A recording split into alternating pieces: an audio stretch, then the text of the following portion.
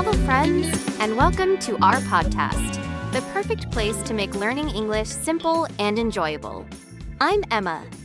Hi, Emma, and hello to all our listeners out there. I'm James, and I'm really excited to practice English with you today. James, you look a bit tired today. Everything okay? Yeah, I'm okay. Just a long week. Lots of meetings, lots of emails. I know what you mean. Hey, can I ask you something? Sure, Emma. What's on your mind? I've been thinking about work, like, how do people notice you? Not in a loud way, just quietly. I see what you mean. You want to show your value without shouting about it. Exactly. How do you do that? I feel like I work really hard. I come early, I leave late, but nobody seems to notice. I remember feeling that way too. It's frustrating, right? Well, frustrating. Last month, my coworker Sarah got a promotion. She's nice, but I don't think she works harder than me. Let me tell you something, Emma. Working hard is important, but it's not enough. What do you mean? Isn't hard work enough? No, you also need to show your value in smart ways, small ways, every day. Okay, tell me more. Well, I've learned a few things over the years. Let me share 3 simple ways. Yes, please. I really need this. Don't worry, Emma. You're doing great. You just need a few small changes. I hope so. I feel like I work hard, but nobody sees it. I had the same feeling when I was younger, Emma. You're not alone. I remember my first job. I was 22 years old. I worked 10 hours every day. But my boss never said good job. Really? What did you do? I got angry at first, but then I realized something. I was working hard, but I wasn't showing my value. I was just doing my tasks and going home. So, what changed? I stopped waiting for people to notice me. I started showing them, in small ways, every day. Not with big speeches, just with small actions. That sounds perfect. Small things, not big speeches. I don't like big speeches anyway. Me neither. Let's talk about the 3 ways. Before we start, if you're enjoying this conversation, please hit that like button and subscribe to our channel. Yes, it really helps us keep making these episodes. And share this with a friend who's learning English.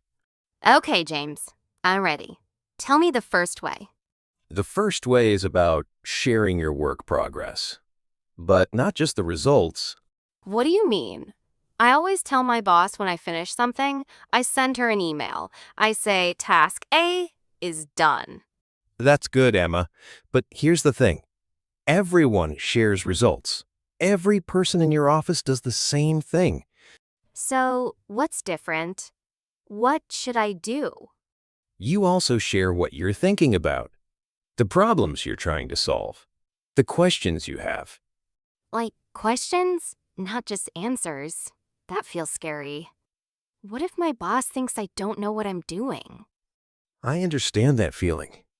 But let me tell you something. Good bosses don't want perfect workers. They want thinkers. Really? You think so? Yes. Let me tell you a story. About 4 years ago, I worked with a young woman named Lisa. She was 27 years old, just like you. What did she do? Every Friday, she sent a short email to our boss. She didn't just say, I finished task A and task B. What did she say? She said, this week we finished the report. The client gave us good feedback, but I think we can do better with the next step. I'm thinking about 2 ideas to improve it. 2 ideas? That's specific. Yes. One idea was about changing the design. The other idea was about adding more data. She wrote 3 sentences. That's all. And your boss noticed that? Yes, our boss saw that email. He replied in 5 minutes. He said, "Lisa, I like your thinking. Let's talk about your ideas on Monday." Wow, so she showed results. And she showed thinking. Exactly. And guess what happened 6 months later? What? Our boss gave her a big project. A project for our most important client. He trusted her because she showed him her thinking process. Every week. So let me make sure I understand. The habit is to share not just what you did, but what you're thinking about doing next. Show your thinking process. Yes, you can say something like, "The client likes our work, but I think we can improve. I'm thinking about how—" Can I give you an example from my work? Please do. Okay, last week I finished a report for my boss. I just emailed her and said, done. Next time I'll say, the report is done. The numbers look good, but I think the introduction could be better. I'm thinking about how to make it clearer. That's perfect, Emma. That's exactly what I mean. That doesn't sound too hard. It's not. And you don't need a big meeting. Just a few sentences in an email or a quick 2-minute talk. I'm going to try that next week. What about you? Do you still do this? Every week, I send my boss a short message every Friday. 3 or 4 sentences. She knows what I did and what I'm thinking about. That's smart. It shows you care about doing better, not just finishing tasks. Right. And here's another tip. When you share your thinking, use the word we, not I, Why? because it shows you're a team player. Say, "We can improve," not "I can improve." Say, "Our client," not "my client." Oh, I see. We sounds more like a team. Exactly. Small word, big difference. I learned something new today. Okay, what's the second way? Good. Now, here's the second way. This one is about watching your industry. Watching my industry? What do you mean? Like watching other companies? Yes, pay attention to what's changing. New technology, new trends, new ways of working, new tools. Oh, like reading news about our field? I read some articles sometimes. That's a good start, but not just reading. You need to think about it and then share your thoughts with your team or boss. Give me a real example from your life, James. Okay, about 2 years ago, I noticed many companies started using a new tool for our work. It was a project management tool called Asana. How did you notice that? I read a blog post about it. Then I saw 3 more blog posts. Then my friend at another company told me they were using it. So you read about it for a while. Yes, I read about it for 1 month. I watched YouTube videos about it. I learned how it works. What did you do then? I went to my boss. I said, "I see many companies trying this new tool called Asana. Maybe we can study it too, just to see if it helps us work faster." What did your boss say? He was surprised. He said, "James, I didn't know you were following this. That's great. Let's talk about it next week." So he didn't say yes right away? No, but he was interested. The next week, we had a 30-minute meeting. I showed him what I learned. At the end, he said, "Let's try it for 1 month." And did it work? Yes, our team worked faster. We made fewer mistakes. My boss was happy. So he trusted you more because you were paying attention to the outside world?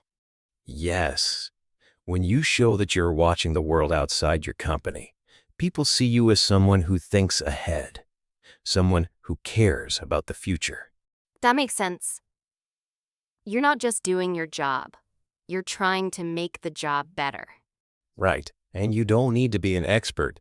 You just need to show you're curious. You just need to say, "I saw this. Maybe we can think about it." So let me make sure I understand. You read or learned something new. Then you say to your boss or team, I see this change happening. Maybe we can study it. Maybe it can help us. Perfect, Emma. That's exactly right. I can do that. I read articles every week anyway. I just never share them. That's the key, Emma. Reading is not enough. Sharing is what matters. What if my boss doesn't care? That's possible. Some bosses don't like new ideas, but most bosses do. And even if your boss doesn't care, you're still learning. That's good for you. That's true. Learning is never wasted. Exactly. So start small. Read one article this week, then share one sentence with your team. I read something interesting about our industry. Okay, I'll try that. What if I share something and people don't agree? That's fine, Emma. You don't need everyone to agree. You just need to start the conversation. That sounds less scary when you say it like that. Good. Now, are you ready for the third way? Yes, tell me. Okay, here's the third way. This one is about learning from people with more experience. I try to do that, but sometimes I feel shy. I don't know what to ask. What if they think I'm stupid? That's a very common fear, Emma. Everyone feels that way at first. I felt that way too. You did? Even you? Yes. When I was 25, I was so shy. There was a senior leader in my company. His name was Mr. Wang. He was 55 years old. He'd worked for 30 years. Did you talk to him? No. For 6 months, I just looked at him from far away. I wanted to talk to him, but I was too scared. What changed? One day, my boss said, James, go to Mr. Wang's office. He wants to meet you. I was so nervous. What happened at the meeting? He was very nice. He asked me questions about my work. He listened to my answers. At the end, I said, Mr. Wang, can I ask you something? What did you ask? I asked, what's one book that changed how you work? He smiled and said, read Getting Things Done by David Allen. Did you really read it? I did. I read it in 2 weeks. I took notes. I tried his methods. And then what? The next time I saw him, I said, Mr. Wang, I read that book you recommended. The part about writing everything down really helped me. I feel less stressed now. How did he react? His face lit up. He smiled big. He said, you actually read it? Most people don't. They just say thank you and forget. That's impressive, James. So he remembered you after that? Yes. And after that, he started inviting me to more meetings. He introduced me to important people. He became my mentor. A mentor? Like a teacher at work? Yes, a mentor is someone with more experience who helps you grow. Mr. Wang helped me get a big promotion 2 years later. Wow, so just because you read one book? Not just because of the book, because I listened. I took action, and I told him what I learned. So let me make sure I understand. The habit is to ask experienced people for recommendations, then actually follow up. Read the book or try the tool, then tell them what you learned. Exactly. It shows respect. It shows you listen, and it shows you take action. 3 important things. That's not pretending to be interested. That's actually being interested. Right. And people can tell the difference. Fake interest feels empty. Real interest feels warm. I love this one. It feels more natural, like making a real friend, not just using someone for their connections. That's the beauty of an Emma. When you're genuinely interested in people, they want to help you. Can I try this with you, James? What book do you recommend? Let me think. Read Atomic Habits by James Clear. It's about small changes. One small change every day. What's it about exactly? It's about how small habits can change your life. For example, if you read one page every day, you finish a book in a year. Small things, big results. That sounds like our podcast. Haha, it does, doesn't it? Small conversations, big improvement in your English. Okay, I'll read it. I promise. And next week, I'll tell you what I learned. I can't wait, Emma. And here's one more tip. What's that? Don't just ask about books. Ask about tools, videos, podcasts, courses, anything. Like what YouTube channel helps you the most? Yes, exactly like that. People love sharing what they love. It makes them feel good. That's true. I love it when someone asks about my favorite coffee shop. See? Same idea. Ask, listen, take action, and share back. 4 simple steps. Okay, I'm going to do this. Starting tomorrow. Well, James, I think we've covered a lot today. My brain is full. We have covered a lot. Let's look back at what we talked about. Okay, let me see if I can remember the 3 ways. Go ahead, Emma. Take your time. Number 1, share your work progress, but not just the results. Also share what you're thinking about. Show your thinking process. Yes, say something like, the client likes it, but I think we can do better. I'm thinking about how. Right? And use we, not I, to sound like a team player. Good memory, Emma. Number 2, watch your industry. Notice new trends, new tools, new technology. Then share what you see with your team or boss. Yes, say something like, I see many companies trying this. Maybe we can study it. And you don't need to be an expert, just curious. Exactly. Curiosity is enough. And number 3, learn from experienced people. Ask for recommendations. Books, tools, videos, anything. Yes. Ask, listen, take action, and share back. Right. Tell them what you learned. That shows respect and action. Perfect, Emma. You got all 3. And you remembered the details. These are so simple, but they feel really powerful. Like small keys that open big doors. That's the secret, Emma.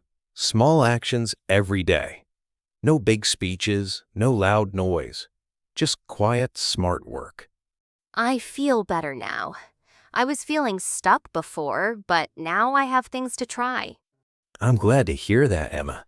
That's why we make this podcast, to help each other grow. Before you go, don't forget to subscribe and hit that like button. And leave a comment below. Tell us, what's one way you show your value at work? Or what's one book that helped you? Yes, we want to hear from you. Share your ideas in the comments. Your tip might help another listener. Maybe we can talk about your ideas in the next episode. We love reading your comments.